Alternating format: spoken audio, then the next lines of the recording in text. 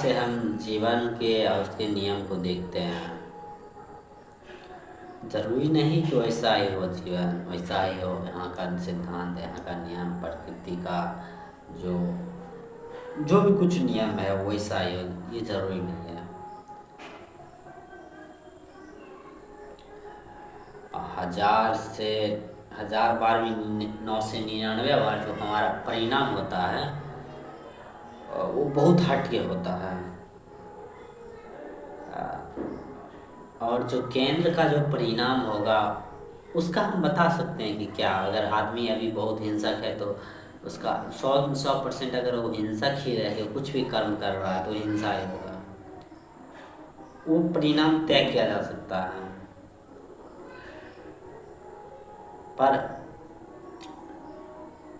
और ज़्यादा जो मामला में जो परिणाम का जो हम परिभाषा लेते हैं उसमें जो हमारा परिणाम वो जो हम सोचते हैं, विचारते हैं या जो हमें लगता है वैसा बिल्कुल नहीं होता, उससे बहुत हटके होता है। उदाहरण के तौर पे एक चीज़ हम बताते हैं। जब हम देखते हैं आदमी को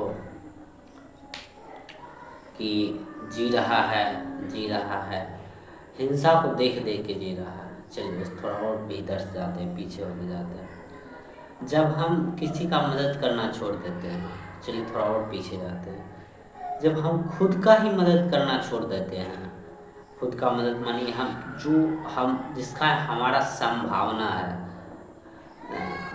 संभावना ये पता नहीं क्या है, लेकिन ये पता है कि हम छोटा चीज़ के लिए नहीं बने हैं, छोटपन के लिए नहीं बने हैं, ये हमें सबको पता है लगभग। जो हमारी संभावना है उच्चतम की ओर,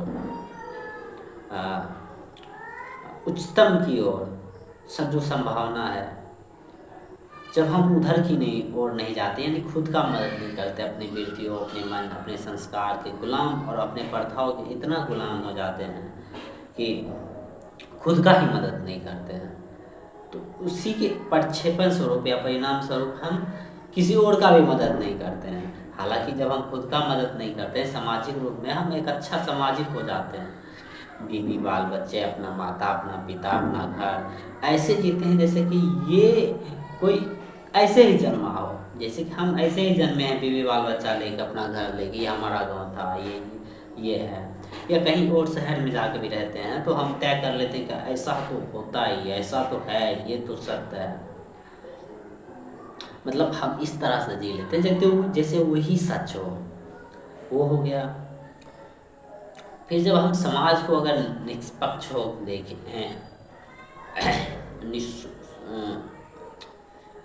कहें तो एक निस्वार्थ भाव से देखें, हालांकि देख नहीं पाएंगे, या ज़्यादातर लोग कहना थोड़ा सा निस्वार्थ गड़बड़ होगा, यानी सही दृष्टि से अगर देखें हम समाज को तो पाएंगे समाज का जो मूल है, वो आधार है, उसमें ही हिंसा है। तो समाज का जो मूल और आधार से ही कर्म एक परिणाम है, विचार एक परिणाम है। तो जो भी समाज में जो विचार होता है, कर्म होता है, यहाँ के गाने, यहाँ के फिल्में, वो भी हिंसात्मक होता है, कहीं ना कहीं वो उसमें भी हिंसा होती है। तो जब हम वो हिंसा को देखते हैं, बहुत एक गरीब आदमी है, वो 10 बच्चे जन्म दे रहा, 8 7 6 बच्चे जन्म दे रहा, पढ़ाई नहीं कर रहा, छोटे छोटे बच्चे, कचरे में कोई बैठा है, कोई गंदे बैठा है, कोई सही स्कूल नहीं है, स्कूल में सही टीचर पढ़ाई नहीं होता है, वहाँ पर स्वच्छता नहीं है। जब हम देख देख आदी हो जाते हैं, ठीक है, तो हम आदी हो जाते हैं देखने और कहते हैं ठीक है, हमको मदद नहीं करना। तो वृत्ति जब हम पीछे खींचते हैं खुद को, तो वृत्ति है ना समझ जाता है कि अब अपना कमाल करना है, कि अब कैसे हम राक्षस बनना है, कैसे रावण बनना है। तो एक चुनाव हम ये करते हैं कि मदद नहीं करेंगे, किसका, खुद का। फिर दूसरा परिणाम आ जाता है कि दूसरा को भी मदद नहीं करना है। जब दूसरा को मदद नहीं करना है, इसका मतलब दूसरों को पीड़ा में छोड़ना है, दुख में छोड़ना है, दूसरों को कटते हुए छोड़ना है, मरते हुए छोड़ देना है, यही तो होता है ना। जब हम खुद को मार रहे हैं, नशे, तरह तरह के नशे कर रहे हैं, शरीर पर शोषण कर रहे हैं, मानसिक रूप से शोषण कर रहे हैं, समाज के दबाव में है, प्रथाओं के दबाव में है, जो समाज के ढर्रा चलते आ रहा है चारों साल से, उसी ढर्रों में हम भी फंसे हुए हैं। विश्वास में जी रहे हैं, तो दूसरों को भी हम देखते हैं पीड़ा हो रहा है तो वहाँ आँख बनने की हम कला सीख लेते हैं। हालांकि उसे कला नहीं कहना चाहिए, बकवास है, हिंसा है। तो ऐसा हम करने लगते हैं, झांकने लगते हैं। क्यों? उससे भी पहले जब हम खुद का जब मदद करने की बारी आता है, हर पल आता है, ये पता नहीं, ये बहुत बेहतर भी है या तो कहे बहुत खतरनाक भी है। हर पल आता है कि आप खुद को बेहतर करना है, हर पल आता है आप अपने उत्तम संभावनाओं को हर वक्त याद रख सकते हैं। और जब याद रहता है तभी आप कर्म, उसका परिणाम आ जाता है, एक अच्छे कर्म में निकलता है, सही कर्म में निकलता है।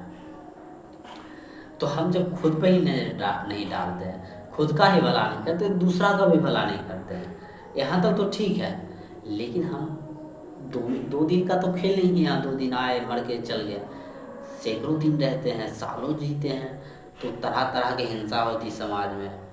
तो हो सकता है हम समाज में कम हिंसा करते हो प्रत्यक्ष रूप से, लेकिन समाज को हम जो हिंसा हो रहा है उसको देखते ही रहते हैं। तो अब खेला शुरू होता है। जब हम देखने की आदत लगा देते हैं तो वृत्ति खेला करता है। जब हम सोचते हैं पीछे खींचना है तो वृत्ति कहता है अच्छा तुम जब देख सकता है, यानी देख के मदद नहीं कर सकता है, यानी तुमको मदद नहीं करना है, तो एक और चीज़ तुमको दे देते हैं। अब तुम हिंसा करो, जब तुम हिंसा करोगे तो इसका मतलब तुम मदद नहीं करोगे। तब हम हिंसा का चोला पहनते हैं, हिंसा का चादर ओढ़ते हैं। थोड़ा सा फिर से अगर हम आराम से बोलें तो पहले खुद का मदद नहीं करते हैं, ठीक। खुद का मदद करने की प्रत्येक दिन, प्रत्येक पल, प्रत्येक क्षण बारी आती है कि आप खुद का मदद करके खुद का भला कर सकते हैं। खुद को कम से कम डरपोक बना सकते हैं, या थोड़ा सा हम चुप रहे हैं बोलने में, कि अगर शब्द को चुनने में थोड़ा सा चुप रहे, निडर, खुद को कितना निडर हो सकते हैं, यानी कि कितना डर को समझ सकते हैं, कितना अपने मान्यता प्रथाओं को समझ सकते हैं, कितना अपने दुख, अपनी समस्या को समझ सकते हैं, ये खुद का भला है।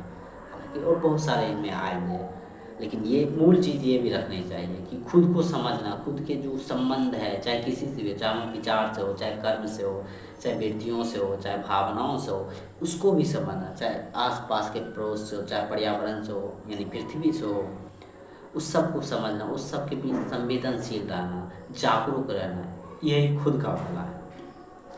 जब खुद का ही भला नहीं करते हैं तो दूसरा करते हैं, दूसरा का नुकसान करने लगते हैं, नुकसान, दूसरा का भी भला करना नहीं चाहते हैं, तो दूसरा पीड़ा में है तो आंख बंद करने लगते हैं। तो पहला जब खुद का भला नहीं किए तो परिणाम क्या है?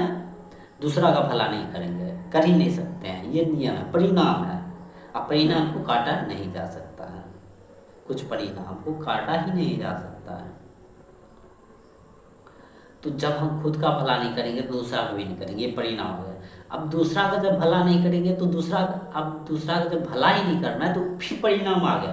अब ध्यान रहे, परिणाम की एक अनंत श्रृंखला होती है, परिणाम की एक परिणाम से दूसरी कनेक्शन होता है। कार्य कारण जो होता है बड़ा जटिल होता है और बहुत लंबी, और कहें तो अनंत श्रृंखला होता है कार्य कारण का। ये बात पूरे यूनिवर्स पर लागू होता है। नहीं पता कि इसके साथ ये कार्य हुआ तो क्या परिणाम होगा। जब हम दूसरों को मदद करना नहीं चाहते, खुद का मदद नहीं करते, दूसरा का भी नहीं करते, खुद का मदद नहीं करते तो परिणाम होता है कि दूसरा का मदद नहीं करना। ध्यान रहे, जब दूसरा का मदद नहीं करना है तो परिणाम आता है दूसरा पीड़ा में भी रहे तो उसे नहीं देखना है, उसे मन की आंखों से नहीं देखना है, उसे तन की आंखों से देख के निकल जाना है, मन की आंखों से नहीं देखना। यह थोड़ा सा नैतिक वाला भला कर देना, 10 रुपया देना, 100 रुपया दे देना, उतना ही भला करना जितना कि वो झलक ना आ जाए कि भला, शुद्ध भला नहीं करना, सही भला नहीं करना, बस तथाकथित करना, कहीं कहीं वो भी हिंसा है हिंसा। अब जब खुद को भला नहीं करना तो देख लेते हैं कि क्या करना है, उसके दुख और पीड़ा को भी नहीं देखना। जब फिर उसके साथ जब दुख और पीड़ा को नहीं देखना तो उसके बाद आता है उस पर शोषण करना, उसका परिणाम आता है। ध्यान रहे, परिणाम हमारे साथ पास में नहीं है, परिणाम को हम पकड़ नहीं सकते, बदल नहीं सकते। जब तक केंद्र को सही नहीं हुआ तो परिणाम वही होगा। तो जब हम क्या करते हैं, दुख नहीं देखते, पीड़ा नहीं देखते, तो उसका परिणाम आ जाता है उस पर शोषण करना। ध्यान है, शोषण की एक अलग अनंत श्रृंखला है। हम सोचते हैं कि एक दिन डाकू उंगली मार आया, खच खच खच सबको काटने लगा, और तुरंत बुद्ध वहाँ पहुँचे। वो बहुत बहुत बहुत बुद्ध, अगर भाग कुछ होता होगा, भाग तो इससे खैर नहीं होता, अगर कुछ घटना हुआ होगा उनके साथ तो ही बेहतर हुआ होगा। जीवन बहुत कम के साथ होता होगा, इक्का दुक्का होता होगा। कितना हम हिंसात्मक हो गए और फिर बुद्ध आ गए। ध्यान रहे, बुद्ध भी आए तो कहीं ना कहीं उनके अंदर लालसा होगा कि बुद्ध जैसा व्यक्ति से भी मिलना है, या अपने अंदर को बुद्ध को भी पहचानना है। अपने अंदर के बुद्ध ही किसी और बुद्ध को पहचान सकता है। हो सकता है वो अंतः मन में हो, जैसे अब चेतन बोल सकते हैं, हो सकता है वो हमारे केंद्र में दबा हुआ हो, क्योंकि हमने उसको काट काट के, दूसरे को शोषण करके, पीड़ा करके उसको दबा दिया। जो हमारे अंदर बुद्ध है, बोध है, जो हमारे अंदर ज्ञान है, चेतना है, जागरूकता है, जो हम हैं, उसको हमने दबा दिया हो शायद। और जो चोला पहन लिया है डाकू उंगली माल का, उस चोला को सजाने के लिए, रखने के लिए, हम डाकू उंगली माल की कहानी कर रहे हैं, उसको सजाने के लिए, बचाने के लिए और हाथ पर हाथ काटे जा रहे हैं। हो सकता है एक दिन बुद्ध की झलक पा गए हो, या बुद्ध के बारे में पहले ही सुन रखे हो, और वो अंता मन या अंता चेतना में चला गया हो वो बात, कि बुद्ध उसकी बातें चले गए होंगे, या हो सकता है जो बुद्ध कोर बात बोले होंगे, केंद्र का बात बोले, वो हो सकता है वो पहचान लिया हो सकता है ये, तब वो बुद्ध को पहचाने हैं। तो ये भी कहना गलत है कि बुद्ध पूरा सही नहीं है ये भी, कि बुद्ध ने अंगुलीमाल को ज्ञान दिया है नहीं, कहीं ना कहीं लालसा था ज्ञान। हो सकता है अंगुलीमाल बहुत क्रोधित होकर काट सकते थे बुद्ध का भी, बुद्ध को भी काट सकते थे, पर लालसा था, तो अंगुलीमाल हम नहीं बन सकते हैं, हो सकता है। लेकिन हिंसा का कहने का पूरा मूल बात ये है, हिंसा का भी एक अनंत श्रृंखला है। हम हमारे दिमाग में है कि ये हिंसा कर लेगा तो अगला हिंसा नहीं करेगा। ध्यान रहे बात को, हम सोचते हैं ये हिंसा कर लेंगे तो अगला हिंसा नहीं करेंगे। थोड़ा सा उदाहरण देते हैं आम घर का। पति सोचता है कि पत्नी को इस बार मार लेंगे तो अगला बार से नहीं मारेंगे, अभी भरपूर कूट लेंगे तो सुधर जाएगी, ये अंतिम बार है, अब अगला बार से नहीं मारेंगे। ध्यान रहे, श्रृंखला इतना इतना बढ़ते जाता है, तो कभी कभी मार का भी डोज बढ़ता है।